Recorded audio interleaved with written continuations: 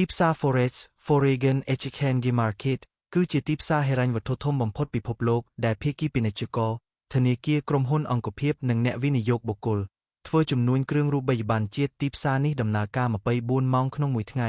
លើកលែងតែចុងសប្តាហ៍ហើយមានបរិមាណជំនួយប្រចាំថ្ងៃជាង6 trillion ដុល្លារលក្ខណៈសំខាន់នៃទីផ្សារ Forex 1. ភាពសាកសួរ liquidity ខ្ពស់ដោយសារបរិមាណជំនួយដ៏ធំអ្នកជំនួញអាចទិញលក់គ្រឿងរូបិយប័ណ្ណយ៉ាងងាយស្រួល 2. អវត្តមាននៃទីកន្លែងកណ្ដាល Forex ដំណើរការតាមរយៈបណ្ដាញធនាគារនិងអ៊ីនធឺណិត OTT ដោយគ្មានការត្រួតពិនិត្យពីអង្គការកណ្ដាលតែមួយ 3. ការប្រើប្រាស់ហ៊ុនគុយ leverage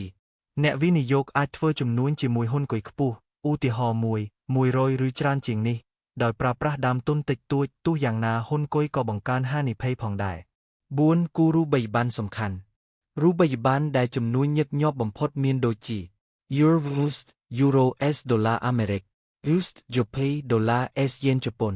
Cob Boost Pound S ដុល្លារ Boost Chef ដុល្លារ S ហ្វ្រុងស្វីស 5. កត្តាប៉ះពាល់ដល់តម្លៃរូបិយប័ណ្ណអត្រាការប្រាក់សេដ្ឋកិច្ចនិងនយោបាយស្ថានភាពហិរញ្ញវត្ថុពិភពលោក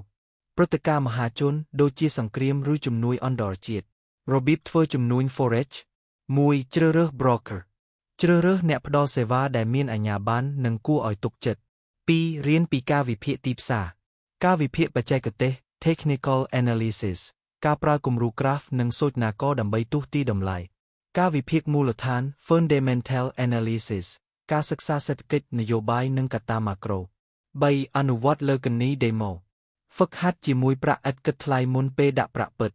4. គ្រប់គ្រងហានិភ័យកំណត់ stop loss និង take profit ដើម្បីកាត់បន្ថយការខាតបង់អត្ថប្រយោជន៍នៃ Forex អាចរកប្រាក់ចំណេញពីទិសដៅតម្លៃឡើងឬចុះ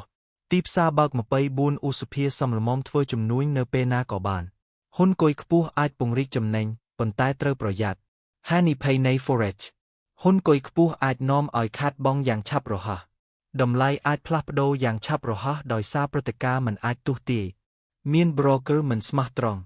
ចង់ចាប់ផ្ដើមជាមួយ Forex ត្រូវរៀនឲ្យបានច្បាស់ហើយចាប់ផ្ដើមពីចំនួនតូចប្រសិនបើអ្នកចង់ដឹងបន្ថែមអំពីយុទ្ធសាស្ត្រជំនួញឬសូចនាករបច្ចេកទេសអាចសួរបន្ថែមបានសូមអរគុណ